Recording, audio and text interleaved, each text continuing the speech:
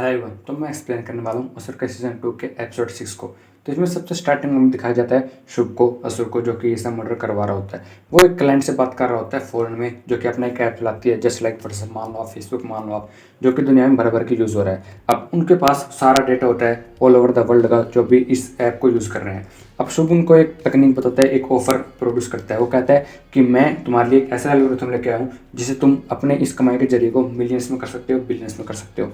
लेकिन एक शर्त पर मैं तुमको ये दूंगा, अगर तुम मुझे अपना सारा डेटा एक्सेस दे दो तो।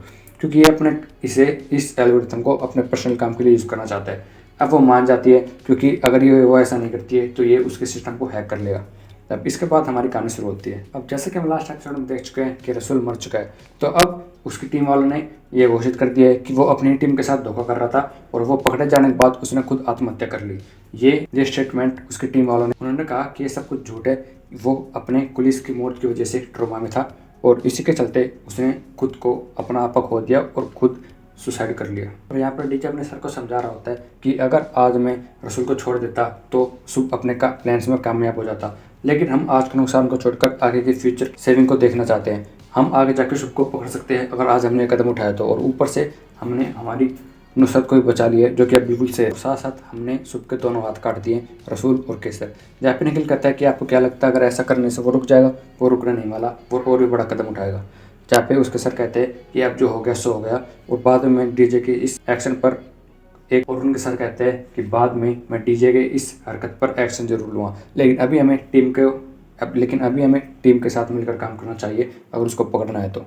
ऑफिसर्स कामनी त्यागी की स्टेटमेंट लेते हैं। कामनी त्यागी वो लड़की जो कि नुसरत को किडनैप करके ले गई थी और शुभ का साथ दे रही थी, अब उनके कब्जे में होती है। जहाँ पे वो उसको ब्लैकमेल करता है, उसको बताता है कि तुम्हारी एक बेटी थी जो तुम्हारे घर वालों ने तुमको बताया था कि वो मर चुकी है, और साथ ही साथ शुभ ने भी तुमको बताया था कि वो मर चुकी है। एक्चुअली वो मरी नहीं है, वो अभी तक जिंदा है। ये तुम्हारे अंदर के गुस्से को और बाहर करने के लिए शुभ ने तुमसे झूठ बोला था ताकि वो तुमको अपने वश में कर सके, और तुम भी ऐसा करती गई। लेकिन तुम्हारी बेटी जिंदा है, अगर तुम उसको देखना चाहती हो अब मैं तुमको उससे मिलवा भी सकता हूँ, लेकिन इसके बदले तुमको सच्चाई बतानी होगी। क्योंकि अब तक उसने मुंह नहीं खोला था, वो कुछ भी नहीं बता रखी थी शुभ के बदले। अब वो अपनी बेटी की तस्वीर देखने के बाद थोड़ी पिघल जाती है। फिर हमें नेक्स्ट सीन में दिखाया जाता है। फिर नेक्स्ट सीन में डीजे विंदा के पास जाता है। विंदा ने उसको बुलाया था। विंदा वो ब्लाइंड लड़की जो शुभ के साथ रह चुकी होती है। उसको कुछ याद आता है तो डीजे को बताती है उस प्रोफेसर के बारे में, कि उसके बारे में उसको एक लीड मिली थी। तो वो बताती है मुझे याद आया है कि वो दिल्ली के इंजीनियरिंग कॉलेज में पढ़ाते थे, वहीं जाके आपको उसके बारे में और पता लग सकता है। अब ये टिप डीजे के लिए बहुत ही ज़रूरी होती है। अब वो डीजे वहाँ कॉलेज में जाता है उस सर का पता करने के लिए। जब उसको पता चलता है कि डॉक्टर राव जो है वो एक इंटेलिजेंट बंदे थे एआई में और कंप्यूटर ग्राफिक्स में, क्वांटम में। वो अपने दिमाग के कारण ही अपने उस हालत में बने थे। उनका इंटेलिजेंस दिमाग ही उनकी हरकत का कारण बना है। उनके दिमाग में एक आइडिया है एक ऐसे टेक्नोलॉजी बनाने का जिससे वो दुनिया को और भी आगे नेक्स्ट लेवल पर लेके जा सके। लेकिन पता नहीं एक दिन उनके दिमाग में क्या आया, उन्होंने खुद अपने काम करना होते हुए अपने लैब को आग लगा दी। जहाँ पर डीजे कहता है कि क्या मैं उनके लैब को देख सकता हूँ। फिर वो वहाँ पे लैब को देखने जाता है तो उसको मिलता है एक निशान। वो निशान जो कि शुभ का निशान होता है, अशुभ का निशान होता है। अब एक डब्बा मिलता है, उस डब्बे में उसको एक कागज़ मिलता है। उस कागज़ में लिखा हुआ होता है कि धनंजय राजपूत तुम कहीं भी चले जाओ तुम पाओगे हमेशा मुझे ही। जब उसको पता चलता है कि शुभ को पहले ही पता था कि ये इस कॉलेज में उसकी पास्ट के रिलेटेड सारी बातें पता करने के लिए जरूर है। वहाँ से डीजे को उसकी टेक्निक समझ में आ जाती है कि वो क्यों इतने बंदों को मारने लग रहा है, एक के बाद एक मारता जा रहा है। फिर जाके वो अपनी टीम को ये सब बता देता है और कहता है कि हमें कुछ तो पता चला है अश्विनी नक्षत्र के बारे में कि होने क्या वाला है। लेकिन उनको प्रेडिक्ट बिल्कुल भी नहीं होता कि किस लेवल तक ये नुकसान होने वाले का अश्विनी नक्षत्र के दिन पे। और यहाँ पर अपने टेक्निकल स्किल्स के चलते उनको ये पता चल जाता है कि हमें शुभ काम मिल सकता है, क्योंकि उन्होंने उस डॉक्टर राव के सर का पता लगा लिया था कि वो गायब होने के बाद कहाँ पे गया था। तो वो उनको एक झारखंड के जंगल का लोकेशन मिलती है। लेकिन अभी उनकी सबसे ज़्यादा प्रायोरिटी होती है कि इस अटैक को रोकने के लिए, इसलिए वो इसके इस एड्रेस को इग्नोर करता है, जो कि बहुत ही महत्वपूर्ण होता है उनके लिए अगर उनको शुभ तक पहुँचना है तो। फिर हमें पता चलता है कि अजय भल्ला जो कि एक बहुत ही बड़े जाने माने बिजनेसमैन है, वो अपनी एक फेक कंपनी चला रहे थे और उसके चलते उन्होंने बहुत से बैंकों से बहुत बड़े बड़े लोन लिए।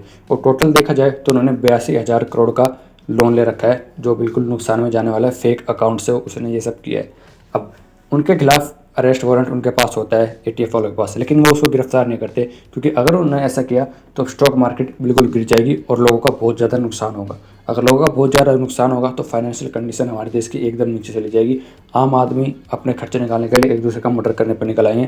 देश में बेरोजगारी लेवल बिल्कुल बढ़ जाएगा।